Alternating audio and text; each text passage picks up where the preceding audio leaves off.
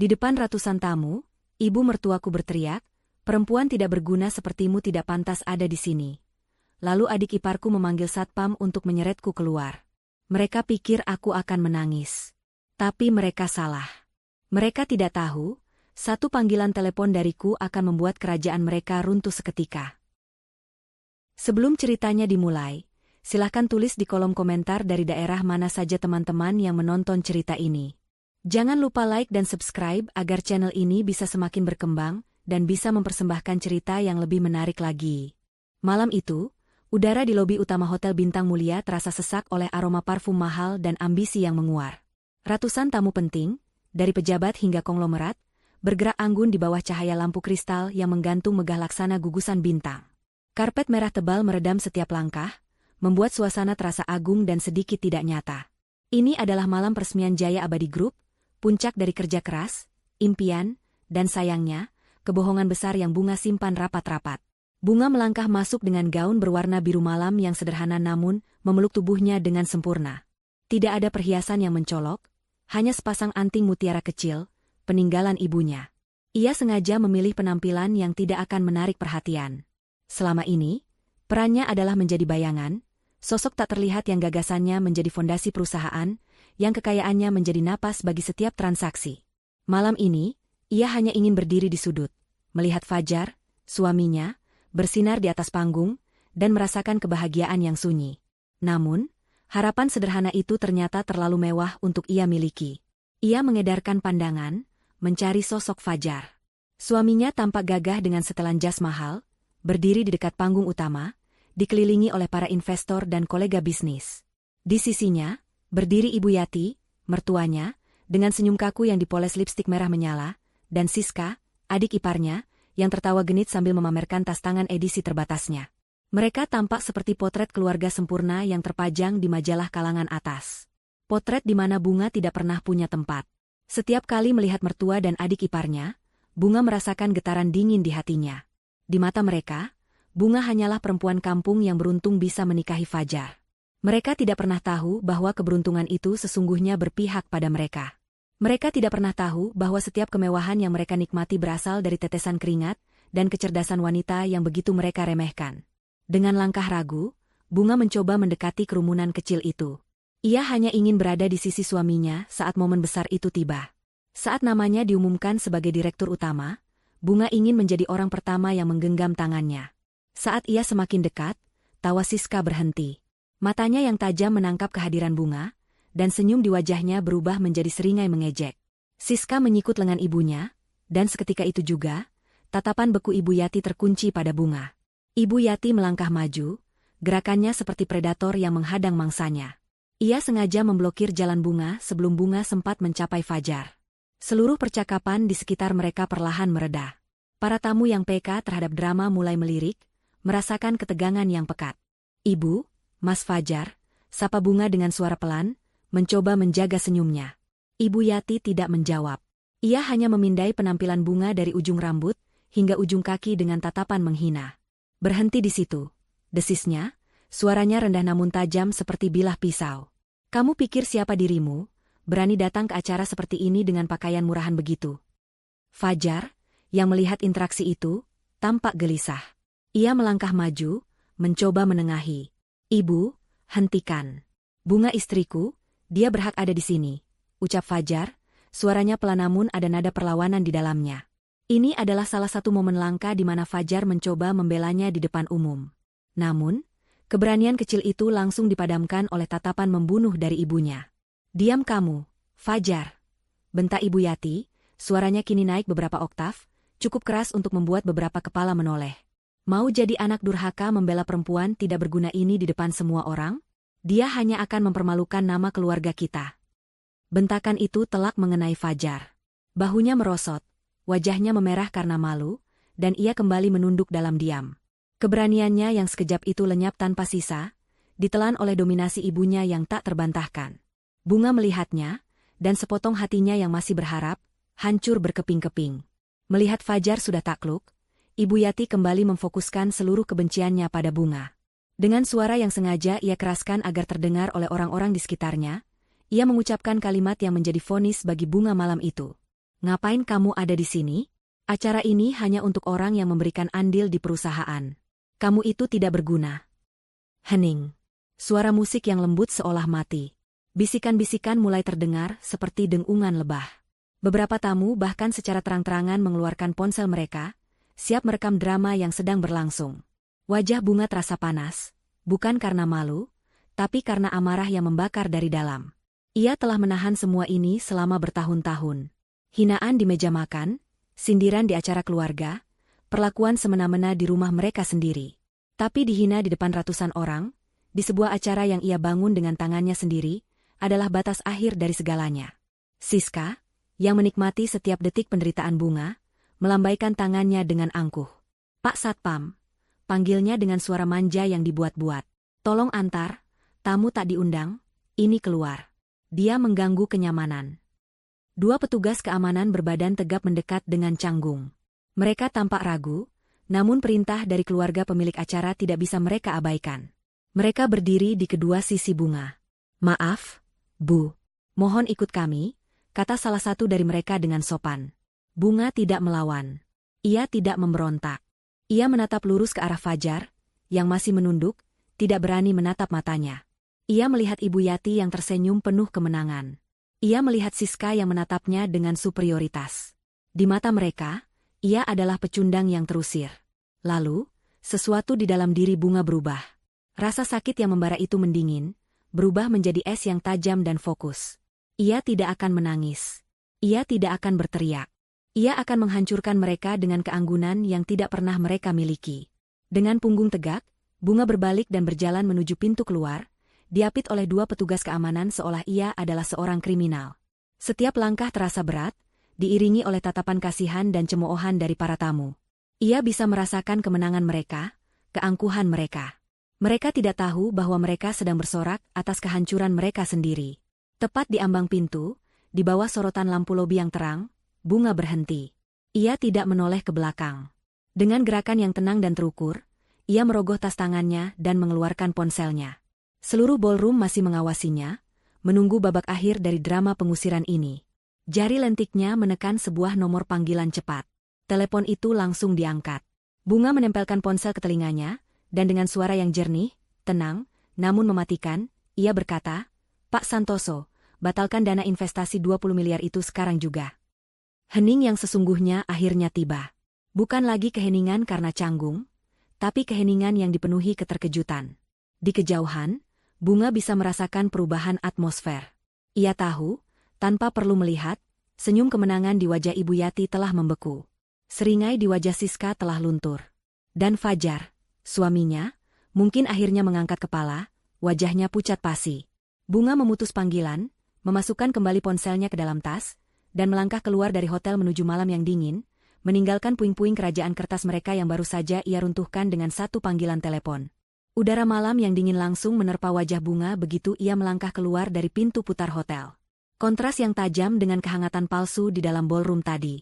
Ia menarik napas dalam-dalam, mencoba menenangkan detak jantungnya yang masih berpacu kencang. Suara gemerlap pesta dan bisikan para tamu perlahan memudar di belakangnya, digantikan oleh deru lalu lintas kota yang tak pernah tidur. Ia terus berjalan, melewati barisan mobil-mobil mewah yang terparkir rapi, menuju sebuah sudut yang lebih gelap di area parkir. Ponsel di tangannya bergetar.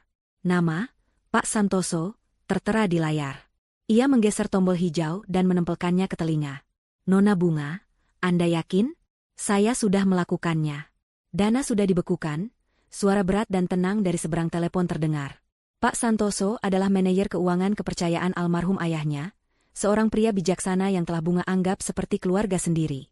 Saya sangat yakin, Pak, jawab Bunga, suaranya terdengar lebih mantap dari yang ia duga. Terima kasih atas kecepatan Anda. Saya bisa membayangkan kekacauan yang terjadi di dalam sana. Apa yang mereka lakukan pada Anda, Nona? Ada nada khawatir dalam suara Pak Santoso. Bunga tersenyum getir sambil menekan tombol pada kunci mobilnya. Sebuah sedan hitam mewah yang tidak pernah diketahui keluarga Fajar berkedip dari kejauhan. Mereka hanya menunjukkan warna asli mereka. Pak, tepat seperti yang kita duga. Sambil berjalan menuju mobilnya, benak Bunga melayang kembali ke masa lalu, ke awal dari semua kepura-puraan ini. Ia bukanlah wanita malang dari desa seperti yang selalu Ibu Yati katakan. Ayahnya adalah seorang pengusaha jenius yang lebih suka hidup sederhana dan jauh dari sorotan. Ia mendidik Bunga untuk menjadi wanita yang cerdas, tangguh, dan mandiri. Saat ayahnya meninggal dunia, ia mewariskan seluruh kekayaan dan jaringan bisnisnya pada Bunga, putri tunggalnya, beserta sebuah nasihat, harta bisa membeli banyak hal, nak, tapi tidak bisa membeli ketulusan. Carilah orang yang mencintaimu saat kamu tidak punya apa-apa. Nasihat itu begitu membekas di hati Bunga. Maka, ketika ia bertemu Fajar, seorang pemuda ambisius dengan mimpi besar namun modal terbatas, Bunga memutuskan untuk menyimpan rahasianya. Ia jatuh cinta pada semangat Fajar, pada cara Fajar menatapnya seolah ia adalah satu-satunya wanita di dunia. Ia ingin dicintai apa adanya. Maka, ia memperkenalkan dirinya sebagai Bunga, seorang yatim piatu dengan pekerjaan administrasi biasa. Awalnya semua terasa indah. Namun, setelah pernikahan mereka, topeng keluarga Fajar mulai terbuka. Ibu Yati dan Siska tidak pernah menyembunyikan ketidaksukaan mereka. Mereka menganggap Bunga tidak sepadan, benalu yang hanya akan menghambat kesuksesan Fajar.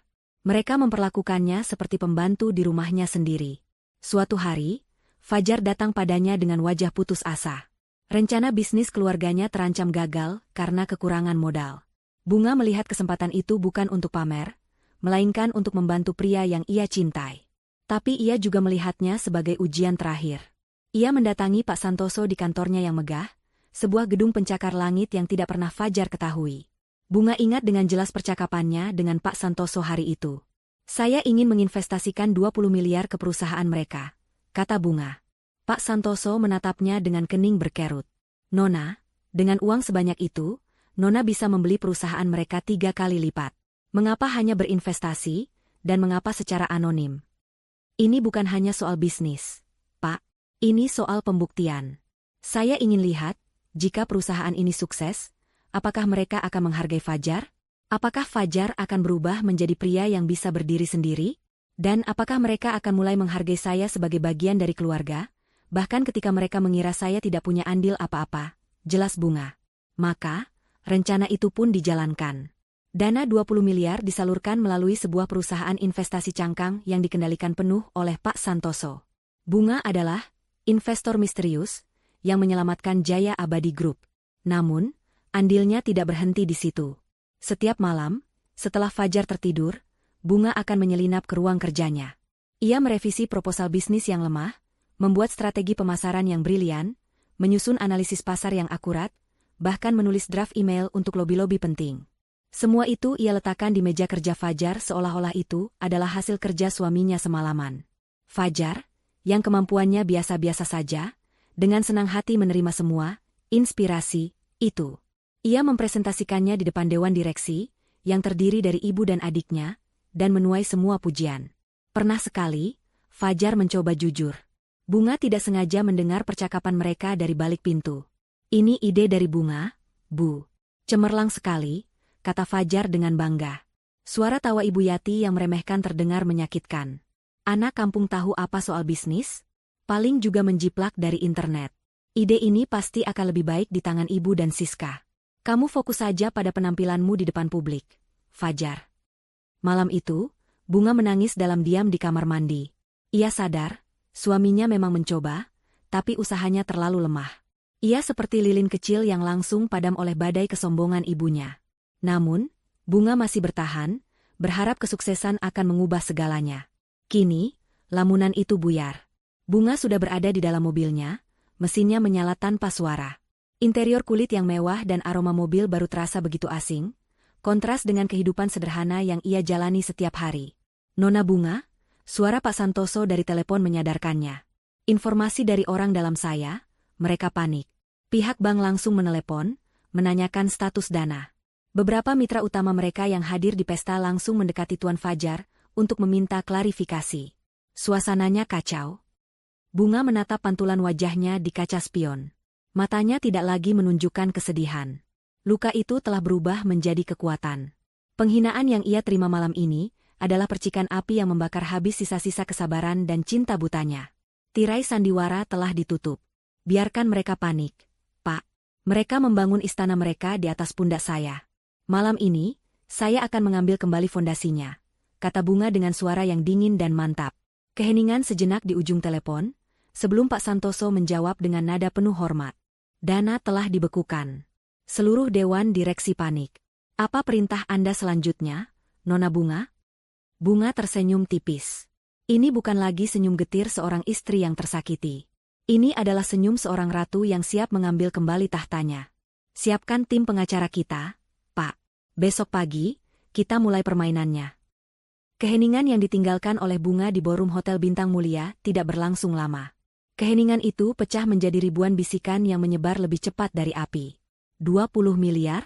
Apa aku tidak salah dengar? Gumam seorang tamu. Siapa wanita itu? Bukankah dia hanya istri Fajar yang tidak dianggap? Sahut yang lain.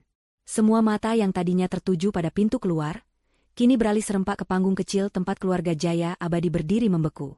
Ibu Yati adalah yang pertama tersadar dari keterkejutannya. Wajahnya yang tadi memerah karena amarah kini pucat pasi. Ia menatap Fajar dengan mata melotot, seolah meminta penjelasan atas lelucon yang sama sekali tidak lucu ini. Fajar hanya bisa menggelengkan kepala, bibirnya terbuka tanpa suara. Ia sama bingungnya. 20 miliar? Bunga? Itu adalah dua hal yang tidak pernah ada dalam satu kalimat di benaknya. Kekacauan dimulai dari sebuah sudut. Seorang manajer operasional berlari tergopoh-gopoh menuju panggung, wajahnya panik dengan ponsel menempel di telinga. Bu Yati. Gawat, Bu. Serunya tanpa memedulikan etika. Pihak bank menelepon.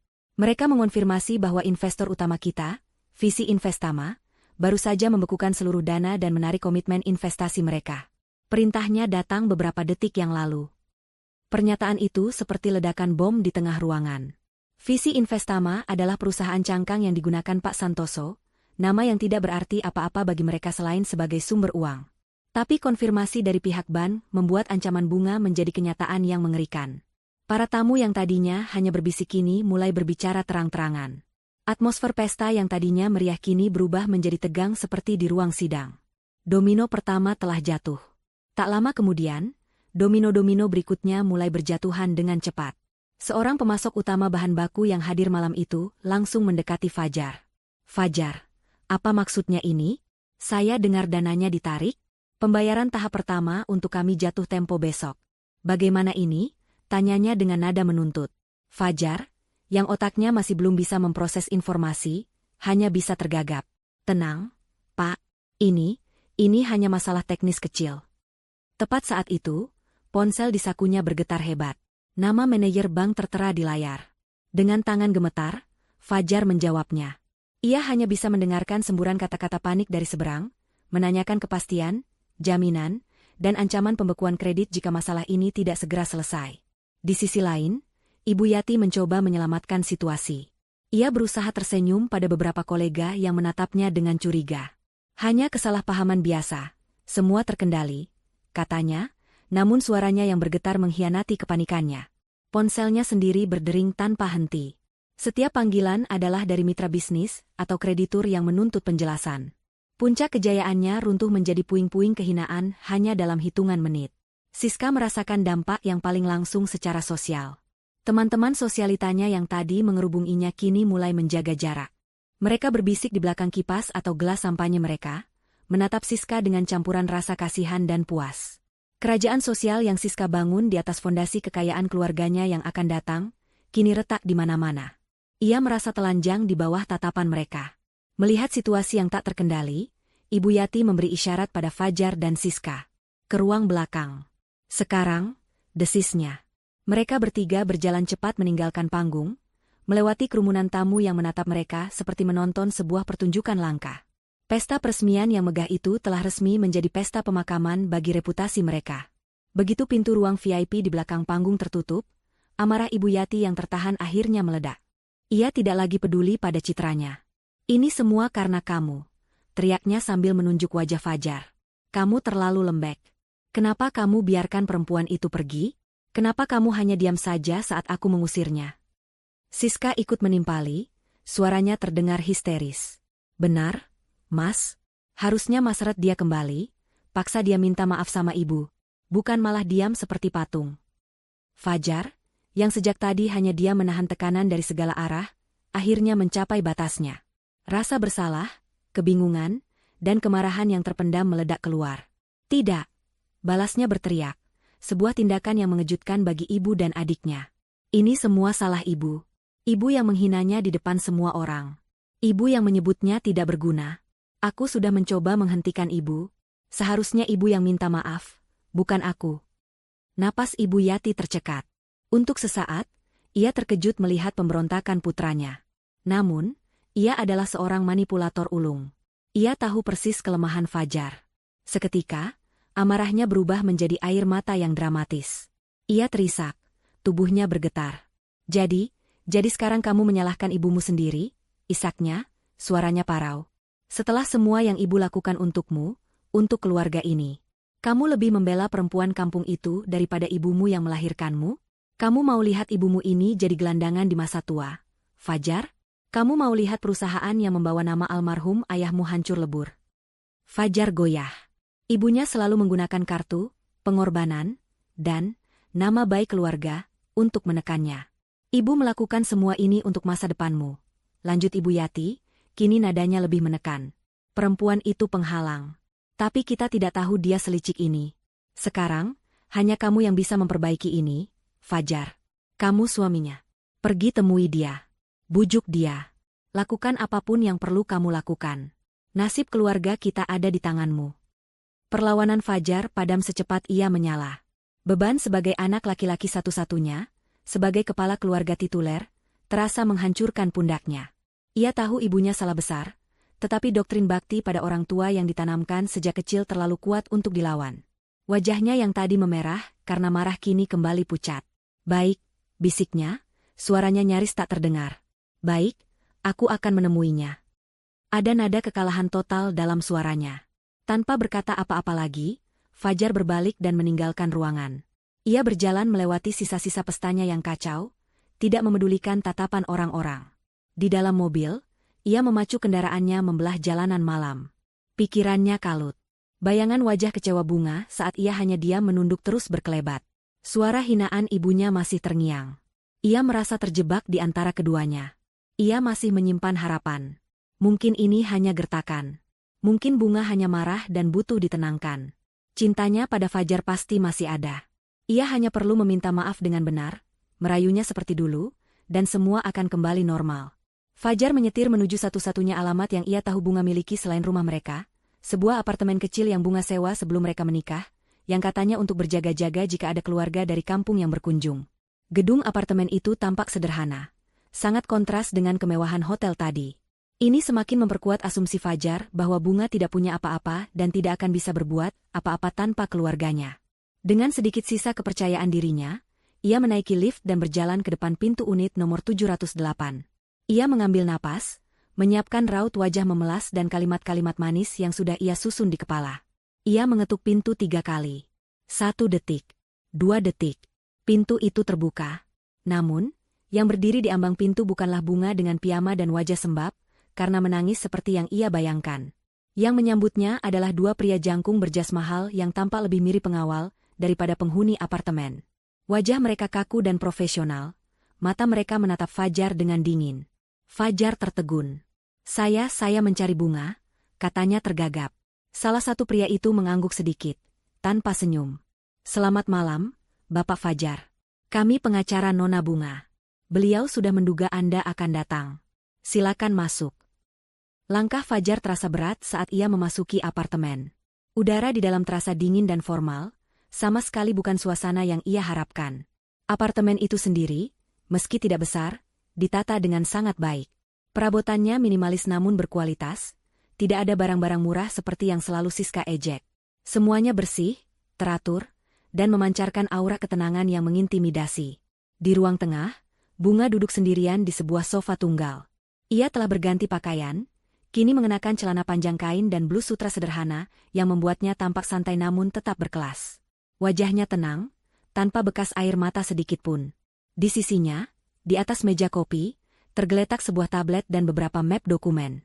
Kehadiran 2 pengacara yang kini berdiri mengapit pintu masuk membuat Fajar merasa seperti seorang terdakwa yang memasuki ruang interogasi. Bunga. Fajar memulai, mencoba mengabaikan kedua pengacara itu dan berjalan mendekat. Sayang, aku minta maaf. Sungguh, aku minta maaf atas apa yang ibu katakan.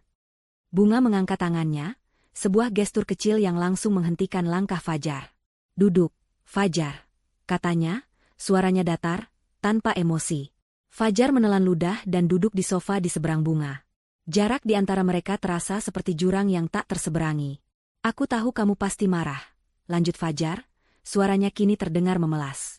"Ibu tidak bermaksud begitu, dia hanya terlalu bersemangat dan salah bicara. Ini semua cuma kesalahpahaman. Tolonglah, Bunga, demi keluarga kita. Tarik kembali perintahmu. Kita bisa bicarakan ini baik-baik." Bunga menatapnya lekat-lekat, tatapan yang membuat Fajar merasa tidak nyaman. "Keluarga kita, Fajar?" tanyanya dengan nada dingin. "Atau keluargamu? Keluarga yang mana yang kamu maksud? Keluarga di mana aku dihina setiap hari? Keluarga di mana suamiku hanya diam saat istrinya diusir seperti pengemis?" Setiap kata terasa seperti tamparan. Fajar tidak bisa menjawab. "Mulai sekarang," lanjut Bunga, nadanya menjadi lebih formal, "semua komunikasi antara kita, atau antara keluargamu dan aku, akan melalui Bapak Suryo dan Bapak Halim." Ia menunjuk kedua pengacara itu dengan dagunya. "Ini bukan lagi urusan rumah tangga. Ini urusan bisnis."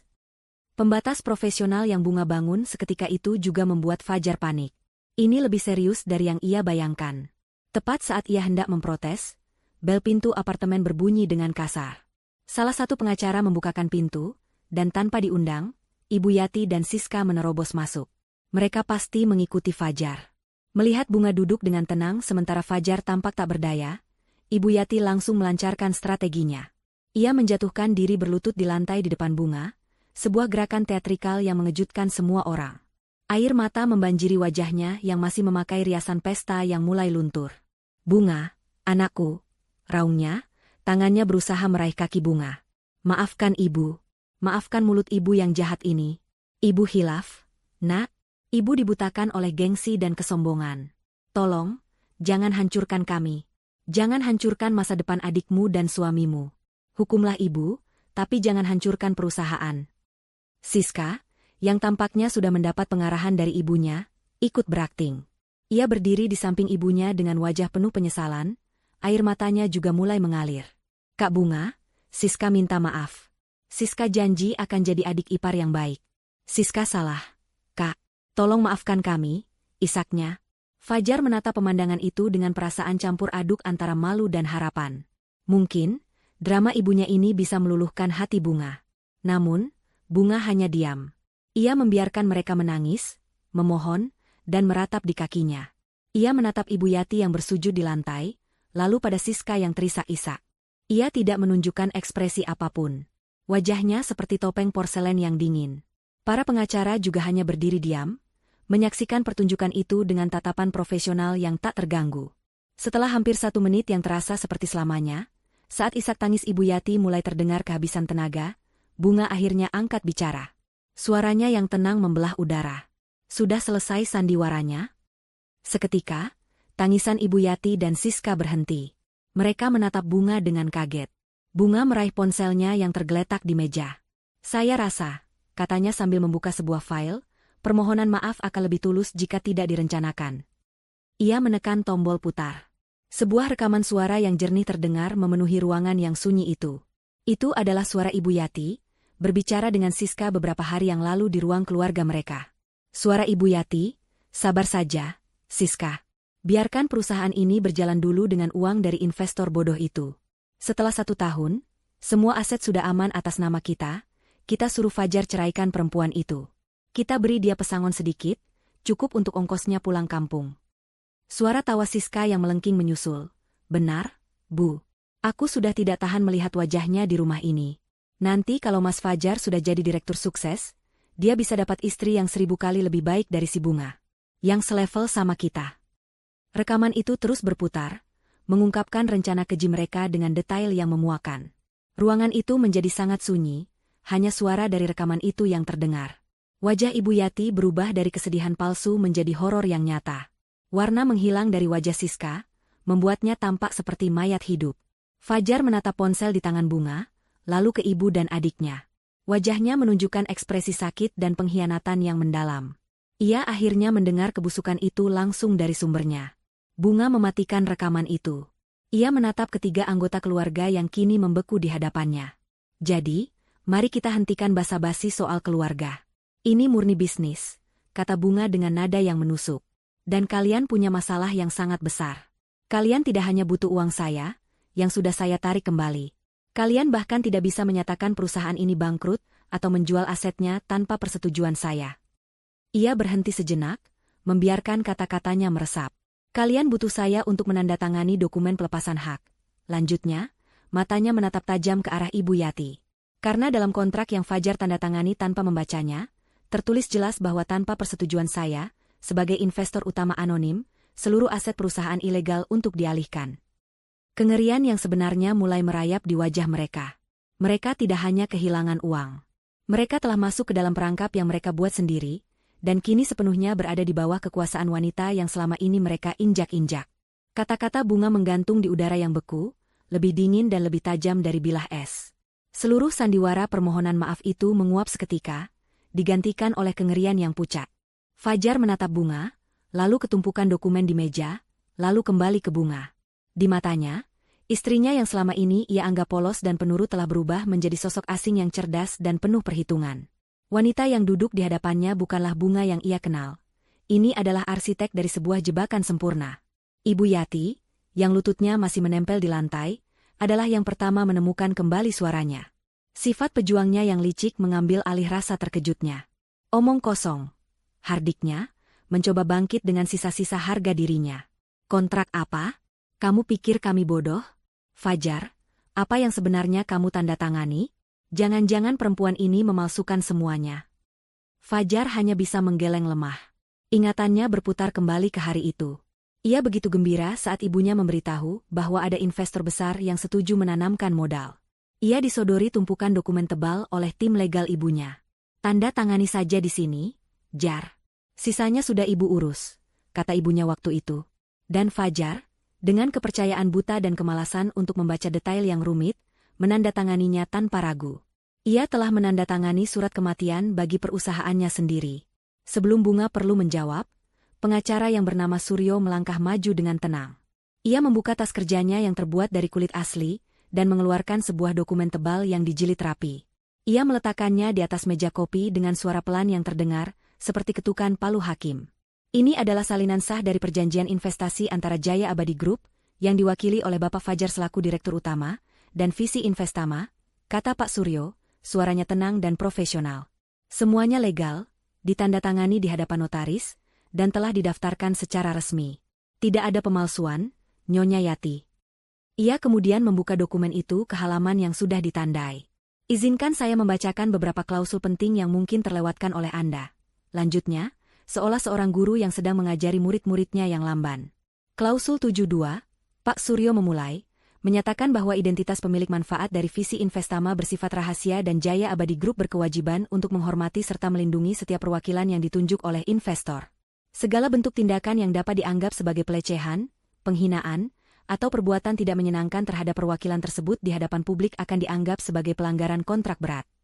Ibu Yati dan Siska saling pandang. Mereka mulai mengerti arah pembicaraan ini. Dan perwakilan yang ditunjuk oleh Visi Investama untuk memantau jalannya perusahaan dari dalam, tambah Pak Suryo sambil menatap lurus ke arah mereka, adalah Nona Bunga.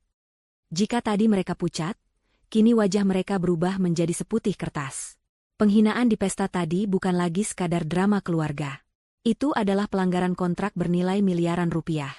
Pak Suryo membalik ke halaman berikutnya. Dan kini, klausul yang paling relevan. Klausul 11.4, tentang konsekuensi pelanggaran berat. Ia berdeham sejenak. Dalam hal terjadi pelanggaran berat sebagaimana diatur dalam klausul 72, pihak investor memiliki dua pilihan. Opsi pertama, menarik kembali seluruh dana investasi secara seketika dan menuntut ganti rugi. Opsi ini sudah dieksekusi sebagian oleh Nona Bunga beberapa jam yang lalu. Ia berhenti, membiarkan mereka mencerna informasi itu sebelum menjatuhkan palu godam berikutnya. Opsi kedua, mengeksekusi hak konversi. Investor berhak untuk mengonversi seluruh nilai investasi, yaitu sebesar 20 miliar rupiah, menjadi kepemilikan saham mayoritas di perusahaan sebesar 70%. Keheningan total. 70%. Angka itu berdengung di telinga mereka.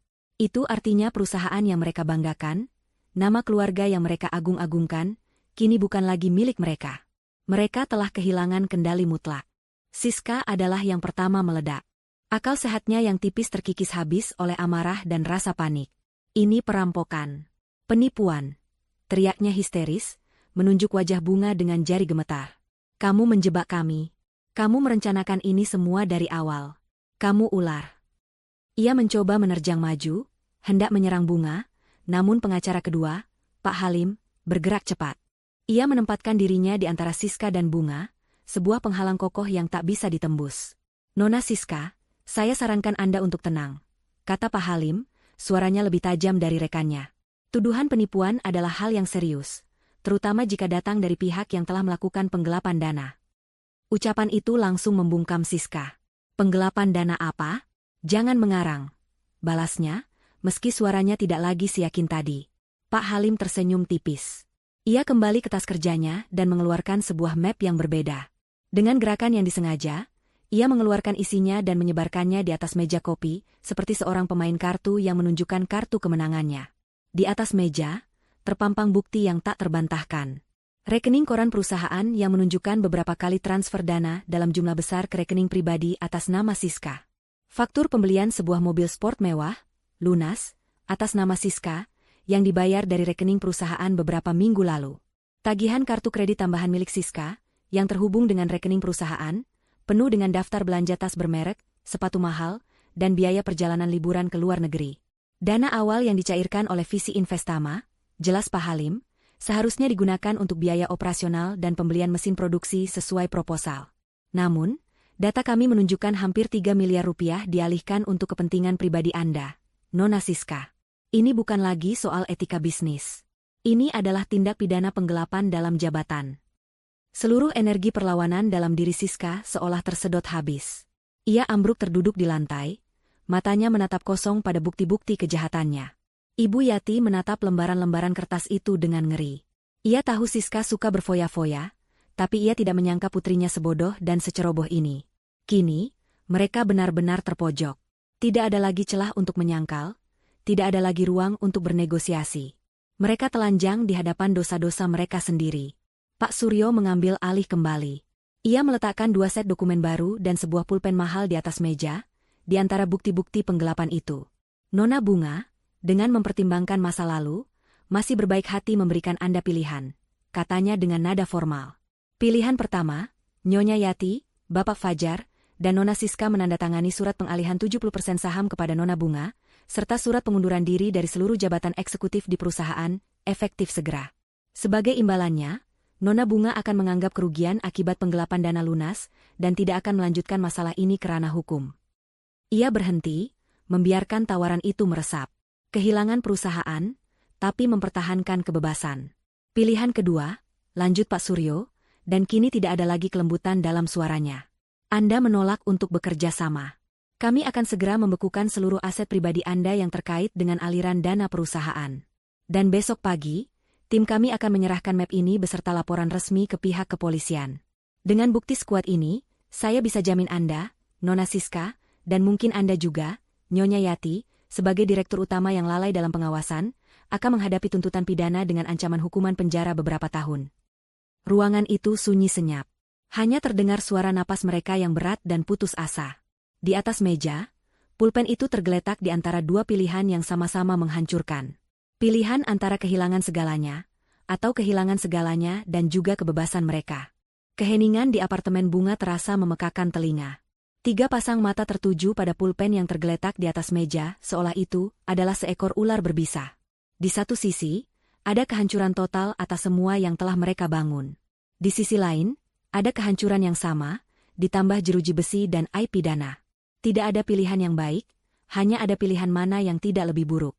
Ibu Yati, dengan wajah yang menua 10 tahun dalam satu malam, adalah yang pertama bergerak. Tangannya yang gemetar meraih pulpen itu. Ia tidak menatap Bunga. Ia tidak sanggup.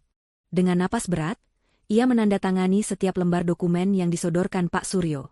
Tanda tangannya, yang biasanya tegas dan angkuh, kini tampak seperti goresan gemetar orang yang kalah. Berikutnya adalah Siska.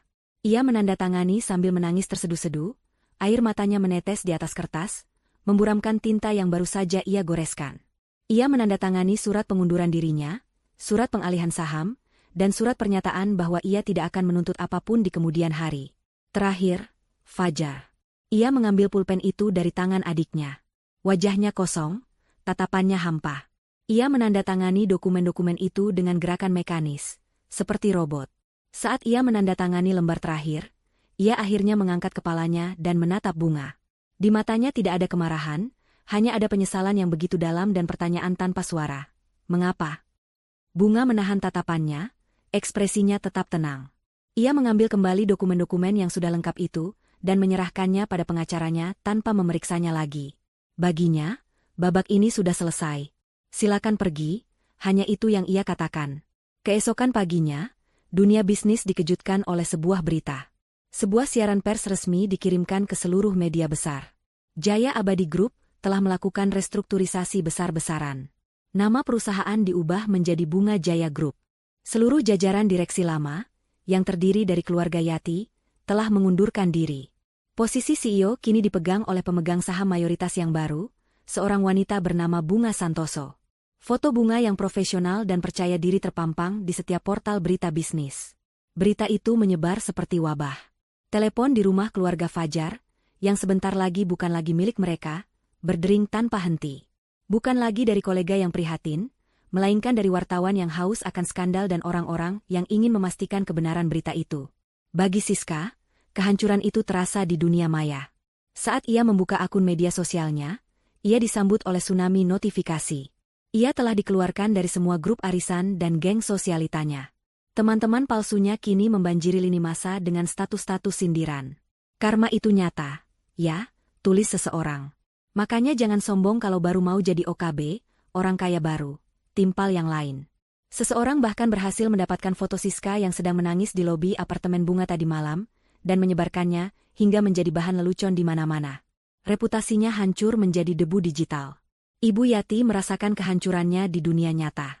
Ia mencoba menelepon teman-teman dekatnya, para istri pejabat dan pengusaha yang biasa ia pimpin dalam pertemuan-pertemuan eksklusif. Tidak ada yang mengangkat teleponnya. Sekali panggilannya dijawab, suara di seberang terdengar dingin dan terburu-buru. "Maaf, Tante, aku lagi sibuk sekali," kata seorang wanita yang minggu lalu masih memanggilnya Kakak. Dalam sekejap, Ibu Yati menjadi paria. Ratu sosialita itu telah digulingkan dari tahtanya. Pukulan berikutnya datang dalam bentuk surat-surat resmi. Surat pemberitahuan penyitaan dari bank untuk rumah mewah mereka. Surat penarikan kendaraan dari perusahaan leasing. Mereka diberi waktu 1 minggu untuk mengosongkan rumah. Proses berkemas adalah sebuah siksaan. Mereka harus melakukannya sendiri, karena para asisten rumah tangga sudah berhenti bekerja setelah gaji mereka tidak dibayar. Ibu Yati menangis saat membungkus koleksi porselen mahalnya ke dalam kardus bekas. Siska membanting pintu kamarnya, menolak untuk membantu, hanya meratapi tumpukan gaun dan tas bermerek yang mungkin harus ia jual. Fajar bergerak dalam diam, mengangkat perabotan berat, wajahnya kotor oleh debu dan keringat, matanya kosong. Akhirnya, hari pengusiran itu tiba. Sebuah truk sewaan kecil mengangkut sisa-sisa harta mereka yang tidak seberapa. Mereka pindah ke sebuah rumah kontrakan di pinggiran kota, di sebuah lingkungan padat kelas menengah yang selalu mereka pandang rendah. Rumah itu kecil, dengan ket dinding yang mulai mengelupas dan pagar besi yang sedikit berkarat. Para tetangga, yang sudah mendengar desas-desus tentang siapa penghuni baru itu, mengintip dari balik tirai jendela mereka dengan rasa penasaran. Malam pertama di rumah kontrakan itu adalah puncak dari segala penderitaan. Udara terasa panas dan pengap. Mereka duduk di antara tumpukan kardus yang berantakan, makan malam hanya dengan nasi bungkus. Realitas kejatuhan mereka terasa begitu brutal dan nyata. Siska mulai mengeluh. "Panas banget di sini. Nyamuknya banyak. Aku tidak bisa hidup seperti ini," rengeknya sambil menepis nyamuk. Ibu Yati, yang sejak tadi hanya diam, menimpali dengan nada getir, menyalahkan Fajar seperti biasa. "Ini semua karena kamu tidak becus. Kalau saja kamu lebih tegas dengan istrimu itu dari dulu." "Cukup." Bentakan Fajar begitu keras, hingga membuat ibu dan adiknya terlonjak kaget. Ini bukan lagi suara perlawanan yang lemah. Ini adalah suara ledakan dari seorang pria yang telah kehilangan segalanya. "Cukup, Bu. Cukup," teriak Fajar, wajahnya merah padam, urat-urat lehernya menonjol. "Jangan salahkan aku lagi. Aku sudah mencoba. Berapa kali aku bilang pada ibu untuk menghargai Bunga? Berapa kali aku mencoba membela istriku, tapi kesombongan ibu, keserakahan ibu yang tidak pernah puas, itulah yang menghancurkan kita. Ia berdiri, napasnya memburu. Ingat saat aku bilang idenya brilian? Ibu bilang dia anak kampung. Ingat saat aku membelanya di pesta? Ibu membentakku di depan semua orang dan menyebutku anak durhaka. Ibu dan Siska tidak pernah mendengarkan. Kalian hanya peduli pada uang, status, dan pamer. Kalian tidak pernah peduli padaku, apalagi pada Bunga. Fajar, jaga bicaramu. Aku ini ibumu, jerit Ibu Yati, tidak terima. Ibu? Ibu yang mana? Ibu yang merencanakan untuk mencampakkan istriku setelah uangnya kalian kuras habis? Aku mendengarnya, Bu. Aku mendengar rekamannya. Kalian menjijikkan. Pertengkaran itu semakin menjadi-jadi.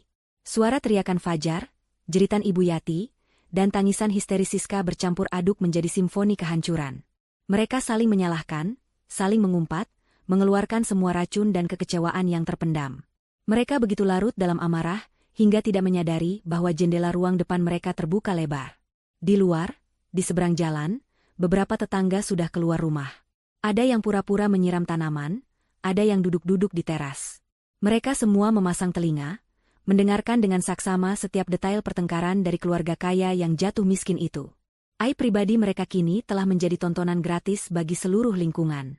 Sementara keluarga Fajar tenggelam dalam lautan kehinaan mereka sendiri, Bunga justru sedang menata kembali puing-puing perusahaan yang nyaris hancur itu menjadi sebuah istana baru. Hari pertama ia melangkahkan kaki ke lobi utama kantor Jaya Abadi Group sebagai pemilik sah, suasana terasa aneh dan tegang. Para karyawan yang berpapasan dengannya akan berhenti sejenak, menunduk kaku, lalu bergegas pergi sambil berbisik-bisik. Di mata mereka, Bunga adalah sosok misterius dan berbahaya, wanita entah dari mana yang berhasil menggulingkan dinasti keluarga Yati dalam satu malam. Mereka tidak tahu harus bersikap takut atau hormat. Bunga mewarisi sebuah perusahaan yang bobrok dari dalam. Di permukaan, semuanya tampak megah, namun di baliknya penuh dengan kronisme dan ketidakbecusan. Posisi-posisi manajer diisi oleh kerabat jauh, atau teman arisan Ibu Yati yang tidak memiliki kompetensi selain menjilat. Siska telah menempatkan teman-teman mainnya di divisi pemasaran, yang lebih banyak menghabiskan anggaran untuk acara-acara glamor daripada strategi yang benar-benar menghasilkan penjualan. Moral karyawan yang benar-benar bekerja berada di titik terendah. Mereka terbiasa melihat ide-ide bagus diabaikan sementara para penjilat dipromosikan. Langkah pertama Bunga adalah mengadakan rapat umum dengan seluruh karyawan, dari level terendah hingga jajaran manajer yang tersisa. Ia berdiri sendirian di podium kecil di aula serbaguna kantor, menatap ratusan wajah yang memandangnya dengan campuran rasa ingin tahu dan waspada. Ia tidak membawa catatan. Semua yang akan ia katakan datang langsung dari hati dan otaknya. Selamat pagi, sapanya, suaranya yang tenang dan jernih menggema di seluruh ruangan melalui pengeras suara. Nama saya Bunga Santoso. Mulai hari ini, saya adalah CEO baru perusahaan ini. Ia berhenti sejenak, membiarkan kalimat itu meresap. Saya tahu banyak dari Anda yang bingung dan mungkin takut. Ada banyak rumor yang beredar tentang saya. Hari ini, saya ingin meluruskan semuanya. Saya bukan orang luar. Selama lebih dari setahun terakhir, saya telah bekerja di balik layar, menyusun setiap proposal, menganalisis setiap data pasar, dan merancang setiap strategi yang membuat perusahaan ini bisa berdiri. Mungkin nama saya tidak pernah disebut, tapi keringat saya ada di setiap fondasi gedung ini. Terdengar gumaman terkejut dari para karyawan. Beberapa dari mereka yang berada di level strategis mulai saling pandang, seolah menyadari sesuatu. Mereka ingat betapa seringnya Fajar datang ke rapat dengan ide-ide cemerlang yang terasa tidak sesuai dengan karakternya. Perusahaan ini, lanjut Bunga, dibangun di atas ide yang hebat, tapi dijalankan dengan cara yang salah. Mulai hari ini, semua itu akan berubah. Nama perusahaan ini secara resmi akan berganti menjadi Bunga Jaya Group. Tepuk tangan yang terdengar ragu-ragu mulai terdengar dari beberapa sudut. Di bawah kepemimpinan saya, kata Bunga, matanya menatap tajam ke seluruh penjuru ruangan, satu-satunya hal yang akan dihargai adalah kompetensi, kerja keras, dan integritas. Bukan siapa yang Anda kenal, bukan seberapa pandai Anda memuji, tapi apa yang bisa Anda kontribusikan. Era kronisme sudah berakhir. Sebagai bukti nyata dari ucapannya, pada hari yang sama, Bunga memanggil beberapa manajer yang dikenal sebagai orang titipan, Ibu Yati dan Siska. Satu persatu, mereka dipanggil ke ruangannya. Tidak ada drama, tidak ada bentakan. Bunga dengan tenang menunjukkan data kinerja mereka yang buruk, absensi mereka yang sering bolong, dan laporan pengeluaran yang tidak masuk akal. Dengan bukti yang tak terbantahkan, Ia memberikan mereka dua pilihan, mengundurkan diri secara terhormat atau diberhentikan karena Wan prestasi. Dalam waktu 3 hari, semua benalu di perusahaan itu telah dibersihkan. Langkah berikutnya adalah mengangkat orang-orang yang tepat.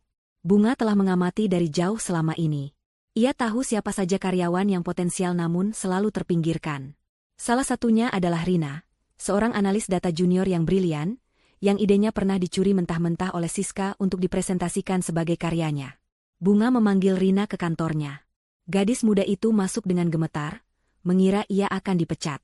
Alih-alih surat pemecatan, Bunga justru menyodorkan sebuah proposal. Rina, saya sudah membaca semua laporanmu, bahkan draft-draft yang tidak pernah kamu ajukan. Analisismu tajam.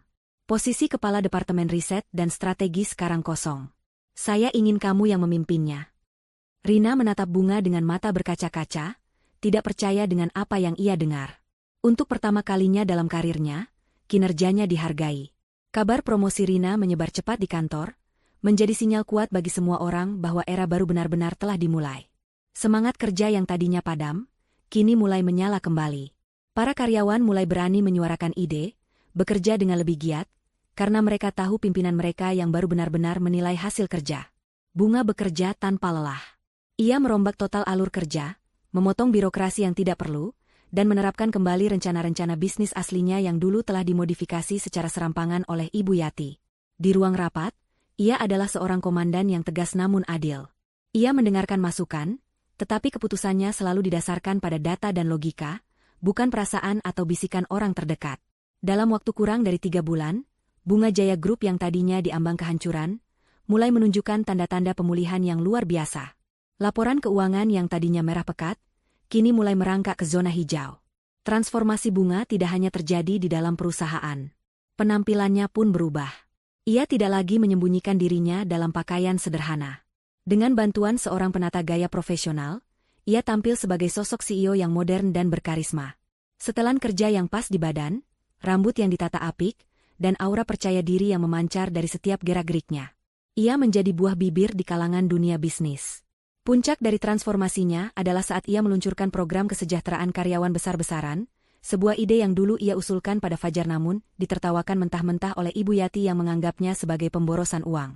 Program itu mencakup asuransi kesehatan swasta terbaik untuk setiap karyawan dan keluarga inti mereka, program beasiswa penuh bagi anak-anak karyawan yang berprestasi, dan sistem bonus yang adil berdasarkan kinerja individu dan perusahaan.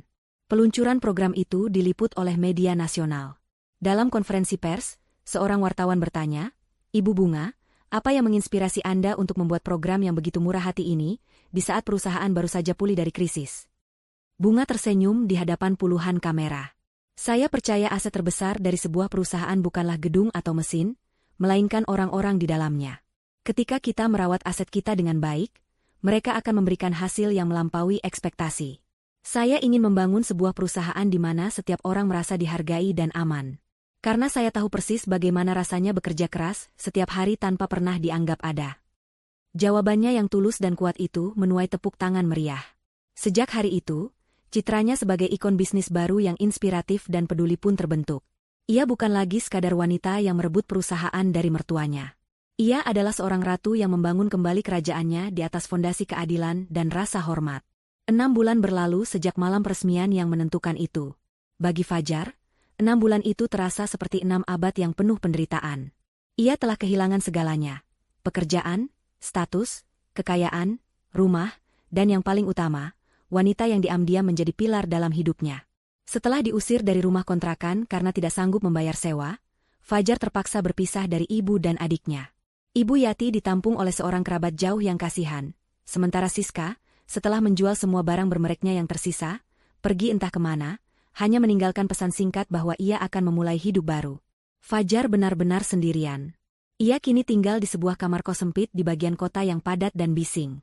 Untuk bertahan hidup, ia bekerja sebagai staf administrasi di sebuah perusahaan logistik kecil. Pekerjaan yang monoton dengan gaji yang pas-pasan. Setiap pagi, ia berdesakan di dalam bus kota, menempuh perjalanan panjang ke kantor. Ia, yang dulu terbiasa disopiri di dalam mobil mewah, kini menjadi bagian dari kerumunan tanpa wajah yang berjuang untuk hidup dari hari ke hari.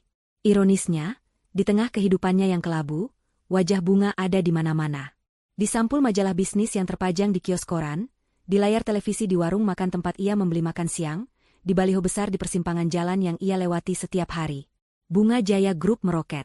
Setiap berita tentang perusahaan itu selalu memuji kepemimpinan Bunga yang visioner. Fajar membaca dan melihat semua itu dengan perasaan yang campur aduk. Ada sebersit rasa bangga yang aneh, melihat ide-ide yang pernah ia dengar dari bisikan Bunga di malam hari kini terwujud dengan gemilang. Namun, rasa bangga itu segera ditelan oleh gelombang penyesalan yang begitu besar hingga terasa menyesakan. Ia sadar sekarang. Semua kesuksesan yang pernah ia klaim sebagai miliknya, semua pujian yang pernah ia terima, semuanya berasal dari wanita yang ia biarkan dihina dan diusir. Ia bukan hanya seorang suami yang lemah, ia adalah seorang pencuri. Pencuri ide, pencuri kerja keras, pencuri impian istrinya sendiri. Rasa bersalah itu menggerogotinya setiap malam, membuatnya sulit tidur. Setelah berbulan-bulan berperang dengan rasa malu dan gengsinya, Fajar akhirnya membuat keputusan. Ia tidak peduli lagi dengan uang atau perusahaan. Ada satu hal yang harus ia lakukan sebelum ia bisa mencoba untuk memaafkan dirinya sendiri. Ia harus meminta maaf. Bukan permintaan maaf yang dibuat-buat seperti di apartemen dulu, tapi permintaan maaf yang tulus dari dasar jiwanya yang hancur. Suatu sore, setelah menerima gajinya, ia pergi ke sebuah toko bunga kecil dan membeli sebuket bunga lili putih, bunga kesukaan Bunga. Dengan jantung berdebar kencang, ia naik bus menuju gedung Bunga Jaya Group. Gedung itu menjulang tinggi dan megah, sebuah monumen kesuksesan Bunga. Fajar masuk ke lobi dengan perasaan canggung. Resepsionis yang ramah menatapnya dengan tatapan bertanya. Fajar, yang dulu bisa masuk begitu saja, kini harus menyebutkan namanya dan tujuannya seperti orang asing. Saya Fajar. Saya ingin bertemu dengan Ibu Bunga. Ini urusan pribadi, katanya dengan suara pelan. Resepsionis itu tampak ragu. Namun setelah Fajar memohon, ia akhirnya menelepon sekretaris CEO. Ajaibnya, beberapa menit kemudian, Fajar diizinkan naik. Perjalanan di dalam lift menuju lantai teratas terasa seperti perjalanan menuju penghakiman. Pintu lift terbuka di sebuah lobi pribadi yang mewah. Seorang sekretaris mempersilakannya masuk ke ruang kerja Bunga. Ruangan itu sangat luas, dengan jendela kaca dari lantai ke langit-langit yang menyuguhkan pemandangan seluruh kota. Bunga sedang berdiri membelakangi pintu, menatap keluar jendela. Saat ia berbalik, Fajar merasa napasnya tercekat.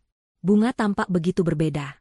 Ada aura kekuatan dan ketenangan di sekelilingnya yang tidak pernah Fajar lihat sebelumnya. Fajar, sapa Bunga, suaranya tenang, tidak terkejut. Fajar berjalan mendekat dengan langkah ragu, meletakkan buket bunga di atas meja. Ini untukmu, katanya canggung. Bunga hanya melirik bunga itu sekilas sebelum kembali menatap Fajar. Ada perlu apa?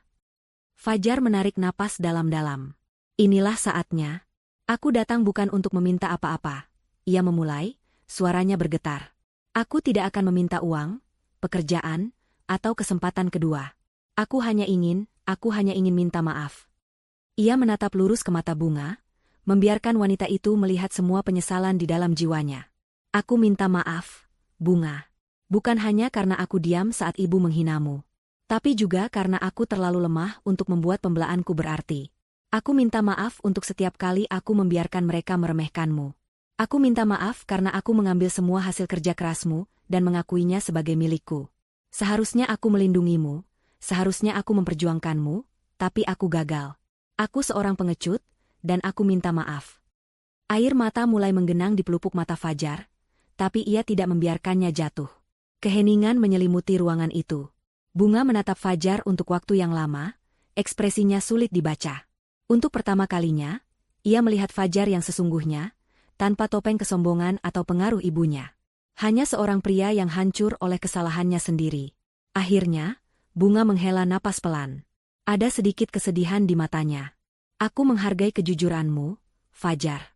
Dan aku percaya permintaan maafmu kali ini tulus. Secercah harapan muncul di hati Fajar.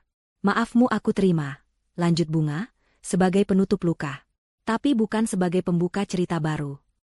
Harapan itu padam seketika. Pria yang berdiri di depanku ini, kata Bunga dengan suara lembut namun tegas, adalah pria yang seharusnya menjadi suamiku sejak awal. Tapi dia tidak pernah muncul saat aku membutuhkannya. Aku menunggu terlalu lama, Fajar. Aku sudah berhenti menunggu. Ia berjalan ke meja kerjanya yang besar dan rapi. Ia mengambil sebuah map dari laci dan menyerahkannya pada Fajar.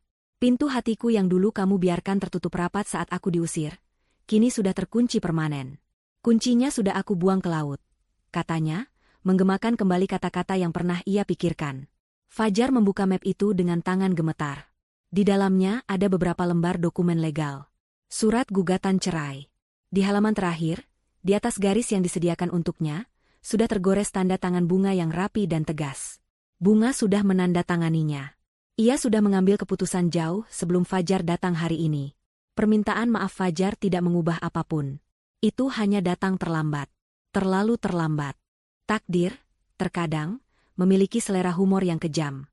Ia tidak selalu menghukum dengan petir dan badai. Seringkali ia menghukum dengan cermin. Memaksa seseorang untuk melihat pantulan dari perbuatan mereka sendiri dalam kehidupan mereka yang baru dan menyedihkan. Bagi Siska dan Ibu Yati, cermin itu terasa begitu dingin dan tak kenal ampun. Kehidupan Siska kini berputar di sekitar aroma kopi gosong dan piring-piring kotor. Setelah kehabisan uang dari menjual barang-barangnya, ia terpaksa mengambil pekerjaan apapun yang bisa ia dapatkan. Ironisnya, satu-satunya pekerjaan yang menerimanya adalah sebagai pelayan di sebuah kafe trendy di pusat perbelanjaan, jenis tempat yang dulu sering ia kunjungi bersama teman-temannya untuk bergosip dan memandang rendah para pelayan. Setiap hari adalah perjuangan melawan harga dirinya yang tercabik-cabik. Ia harus mengenakan seragam polyester yang tidak nyaman, tersenyum pada pelanggan yang kasar, dan membersihkan sisa makanan orang lain. Kakinya selalu sakit di penghujung hari, dan punggungnya terasa pegal. Kemewahan yang dulu ia anggap sebagai haknya kini terasa seperti mimpi dari kehidupan orang lain. Suatu sore, mimpi buruk terburuknya menjadi kenyataan. Pintu kafe terbuka dan masuklah segerombolan wanita yang sangat ia kenal. Mereka adalah inti dari lingkaran sosialita yang pernah memujanya. Mereka tertawa dan berbicara dengan suara keras, memamerkan tas dan perhiasan terbaru mereka. Saat salah satu dari mereka melihat Siska, tawa mereka berhenti sejenak, digantikan oleh seringai terkejut yang tak bisa disembunyikan. "Siska? Ya ampun, itu benar kamu?" seru salah satu dari mereka, Vina, dengan nada yang dibuat-buat terdengar simpatik. "Kamu kerja di sini sekarang? Wah, hebat ya, jadi mandiri." Siska merasa wajahnya memanas. Ia hanya ingin bumi terbelah dan menelannya hidup-hidup. Tapi ia tidak bisa lari. Manajernya menatapnya dengan tajam dari balik meja bar. Dengan langkah berat, Siska mendekati meja mereka, membawa buku menu. "Selamat datang. Mau pesan apa?" ucapnya dengan suara serak, matanya tertuju pada buku menu, tidak berani menatap wajah-wajah yang dulu begitu familiar. Mereka memesan kopi dan kue-kue yang paling mahal, sambil terus melontarkan pertanyaan-pertanyaan berbisa yang dibungkus dengan kepedulian palsu. "Bagaimana kabar ibumu?" Katanya sekarang sakit-sakitan. "Ya," tanya yang lain. "Fajar bagaimana? Kasihan ya, dulu calon direktur, sekarang jadi apa dia?" Siska hanya menjawab dengan gumaman singkat. Ia bisa mendengar mereka mulai berbisik saat ia berbalik untuk mengantarkan pesanan ke dapur. Mereka tidak lagi berusaha menyembunyikan ejekan mereka. Penghinaan ini 100 kali lebih menyakitkan daripada bentakan pelanggan atau omelan manajer. Ini adalah penghinaan dari dunianya sendiri, dunia yang telah membuangnya tanpa ampun. Setelah melayani mereka, Siska bergegas ke toilet staff dan menangis dalam diam. Ia menatap pantulan wajahnya di cermin yang retak. Wajahnya tampak lelah, dengan lingkaran hitam di bawah mata. Kemana perginya gadis glamor yang dulu selalu menjadi pusat perhatian? Saat kembali ke area kafe, gerombolan itu sudah pergi. Siska mulai membersihkan meja mereka yang berantakan. Di antara remah-remah kue dan cangkir kosong, tergeletak sebuah majalah bisnis yang mereka tinggalkan. Siska hendak membuangnya, namun matanya terpaku pada halaman sampul. Di sana, terpampang foto Bunga. Bukan bunga yang sederhana dan penurut yang ia kenal. Ini adalah bunga sang ratu. Ia tersenyum dengan percaya diri ke arah kamera, mengenakan setelan kerja yang tajam, dengan latar belakang gedung pencakar langit. Judul besar di bawah fotonya berbunyi, "Wanita paling berpengaruh tahun ini, kisah Bunga Santoso dan kerajaan bisnisnya." Siska meremas majalah itu dengan tangan gemetar. Semua ini seharusnya menjadi miliknya. Kekayaan, status, kekaguman. Tapi ia dan ibunya, dalam kesombongan mereka, telah menghancurkan sumber dari semua itu. Mereka telah mengusir angsa yang bertelur emas, hanya untuk menyadari bahwa mereka kini harus memunguti remah-remah untuk bertahan hidup. Air mata penyesalan yang sesungguhnya akhirnya jatuh, bukan karena kasihan pada Bunga, tapi karena kasihan pada nasibnya sendiri. Sementara itu, di bagian lain kota, Ibu Yati menjalani karmanya dalam keheningan. Ia tinggal di kamar belakang yang sempit di rumah kerabat jauhnya. Ia tidak lagi diperlakukan sebagai tamu terhormat, melainkan sebagai beban yang merepotkan. Ia seringkali makan sendirian setelah keluarga kerabatnya selesai makan. Ia bisa mendengar mereka berbisik tentang dirinya, tentang bagaimana kesombongannya telah menghancurkan keluarganya. Hari-harinya diisi dengan menatap kosong keluar jendela. Kesehatan fisiknya menurun drastis seiring dengan hancurnya kesehatan mentalnya. Penyakit darah tinggi dan rematik yang dulu bisa ia kendalikan dengan pengobatan mahal, kini semakin parah. Ia mencoba menghubungi teman-teman sosialitanya, berharap ada sedikit belas kasihan. Tapi yang ia dapatkan hanyalah nomor yang sudah tidak aktif atau penolakan yang dingin. Dunianya yang luas kini menyusut menjadi 4 dinding kamar yang pengap. Ia sering merenung. Mengulang kembali malam peresmian itu di kepalanya. Kata-kata hinaan yang ia lontarkan pada Bunga kini kembali menghantuinya, bukan karena rasa bersalah, tapi karena penyesalan atas kebodohannya. Ia tidak menyesal telah menyakiti hati Bunga, ia menyesal telah salah menilai kekuatan Bunga. Kesombongannya telah membuatnya buta. Ia mengira sedang menginjak kerikil, padahal yang ia injak adalah sebuah tombol detonator nuklir. Di dalam kesunyian dan kesendiriannya, baik Siska maupun Ibu Yati akhirnya sampai pada satu kesimpulan yang sama. Mereka menyalahkan Fajar karena lemah, mereka menyalahkan takdir karena kejam, tetapi jauh di lubuk hati mereka yang paling dalam, mereka tahu siapa yang paling bersalah.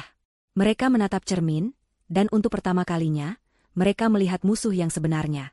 1 tahun kemudian.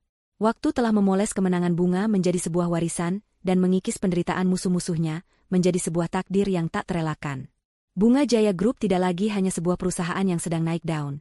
Ia telah menjadi raksasa industri, sebuah tolok ukur inovasi dan etika bisnis. Kehidupan Bunga kini bergerak dalam ritme yang teratur dan penuh tujuan. Paginya dimulai dengan meninjau laporan pasar global, dilanjutkan dengan memimpin rapat dewan direksi di mana pendapatnya menjadi kata akhir yang dihormati. Ia bukan lagi seorang pemimpin yang ditakuti, melainkan dikagumi. Ia mengenal nama-nama karyawannya, menanyakan kabar keluarga mereka, dan selalu membuka pintu ruangannya bagi siapa saja yang memiliki ide brilian, tidak peduli apapun jabatan mereka. Ia membangun sebuah budaya kerja di mana rasa hormat berjalan 2 arah. Salah satu agendanya yang paling ia nikmati adalah sesi bimbingan mingguan dengan Rina, analis data junior yang telah ia promosikan. Di bawah bimbingan Bunga, Rina telah berkembang menjadi seorang kepala strategi yang luar biasa. Melihat potensi Rina mekar adalah pengingat bagi Bunga tentang pentingnya memberikan kesempatan pada orang yang tepat, sesuatu yang tidak pernah ia dapatkan di masa lalunya. Namun, kesuksesan Bunga tidak hanya diukur dari angka-angka di laporan keuangan. Ia telah membuktikan bahwa hati nurani dan keuntungan bisa berjalan beriringan. Yayasan Bunga Bangsa yang ia dirikan telah menjadi salah satu yayasan paling aktif di negeri ini. Yayasan itu tidak hanya memberikan bantuan dana, tetapi juga pelatihan keterampilan dan pendampingan hukum bagi para wanita korban kekerasan dalam rumah tangga dan penindasan ekonomi. Suatu sore, Bunga mengunjungi salah satu rumah aman yang didanai yayasannya. Ia duduk di antara para wanita di sana, mendengarkan kisah mereka. Kisah tentang diremehkan, tentang kerja keras yang tidak dihargai, tentang dikhianati oleh orang yang seharusnya melindungi mereka. Bunga tidak hanya mendengarkan sebagai seorang donatur, ia mendengarkan sebagai sesama penyintas. Rasa sakit yang kalian rasakan hari ini, kata Bunga kepada mereka, suaranya lembut namun penuh kekuatan, jangan biarkan itu mendefinisikan siapa kalian. Jadikan itu bahan bakar. Bahan bakar untuk menjadi lebih kuat, lebih pintar, dan lebih mandiri. Buktikan pada dunia, dan yang lebih penting, pada diri kalian sendiri, bahwa nilai kalian tidak ditentukan oleh hinaan orang lain. Malam itu adalah puncak dari semua kerja kerasnya. Sebuah acara penghargaan bisnis paling bergengsi dihelat di hotel yang sama persis tempat ia pernah diusir, Hotel Bintang Mulia. Kali ini, karpet merah digelar untuknya. Blitz kamera menyambut setiap langkahnya. Para konglomerat dan pejabat yang dulu menatapnya dengan pandangan merendahkan, kini berebut untuk menyalaminya dan mengucapkan selamat. Bunga duduk di meja kehormatan, anggun dalam balutan gaun berwarna emas yang bersinar. Saat pembawa acara mengumumkan nominasi untuk penghargaan tertinggi, CEO of the Year, nama Bunga disebut terakhir, diiringi oleh profil video singkat yang menceritakan perjalanannya yang fenomenal. Dan kemudian, pengumuman itu datang. Dan pemenangnya adalah Nona Bunga Santoso dari Bunga Jaya Group. Seluruh ruangan riuh oleh tepuk tangan yang meriah. Bunga berjalan ke atas panggung, hatinya dipenuhi rasa syukur.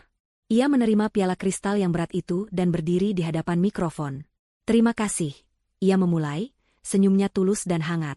Ia berterima kasih pada timnya, pada karyawannya, dan pada semua orang yang telah percaya padanya. Lalu, ia berhenti sejenak, menatap ke arah penonton. 1,5 tahun yang lalu, di gedung yang sama ini, saya diusir karena dianggap tidak berguna dan tidak memiliki andil apa-apa, katanya. Suasana mendadak hening. Malam itu, saya belajar sebuah pelajaran yang sangat berharga. Saya belajar bahwa kita tidak bisa mengendalikan bagaimana orang lain menilai kita. Tapi kita bisa, dan kita harus, mengendalikan bagaimana kita menilai diri kita sendiri. Jangan pernah biarkan suara cemoohan orang lain lebih keras daripada keyakinan di dalam hati Anda. Saya tidak pernah membiarkan orang lain menentukan nilai saya. Tepuk tangan kembali membahana, kali ini lebih keras dan lebih lama. Setelah pidatonya, saat Bunga turun dari panggung, ia dikerumuni oleh orang-orang yang ingin memberinya selamat. Di tengah keramaian itu, pandangannya tanpa sengaja menangkap sesosok figur yang familiar di sudut ruangan, dekat area servis. Seorang petugas kebersihan berseragam sedang mendorong troli pel. Orang itu berhenti sejenak di bawah cahaya yang remang, dan Bunga bisa melihat wajahnya dengan jelas. Itu adalah Fajar. Wajahnya tampak lebih tirus, bahunya sedikit membungkuk karena lelah. Pandangan mereka bertemu hanya dalam sepersekian detik. Di mata Fajar, Bunga tidak melihat kebencian atau iri dengki. Ia hanya melihat penyesalan yang dalam dan mungkin, sebersit rasa hormat yang terlambat. Fajar mengangguk kecil, sebuah pengakuan tanpa kata, sebelum buru-buru menunduk dan melanjutkan pekerjaannya, mendorong trolinya dan menghilang di balik pintu servis. Bunga merasakan sengatan emosi yang aneh, bukan sakit, bukan juga kemenangan. Hanya sebuah rasa kasihan yang samar, seperti melihat sisa-sisa dari sebuah kenangan yang telah lama pudar. Ia membuang napas pelan, melepaskan sisa terakhir dari masa lalunya. Seorang kolega menepuk pundaknya, menyadarkannya dari lamunan. "Selamat, Bunga, pidato yang luar biasa." Bunga berbalik, senyumnya kembali terkembang, kali ini lebih cerah dari sebelumnya. "Terima kasih," jawabnya.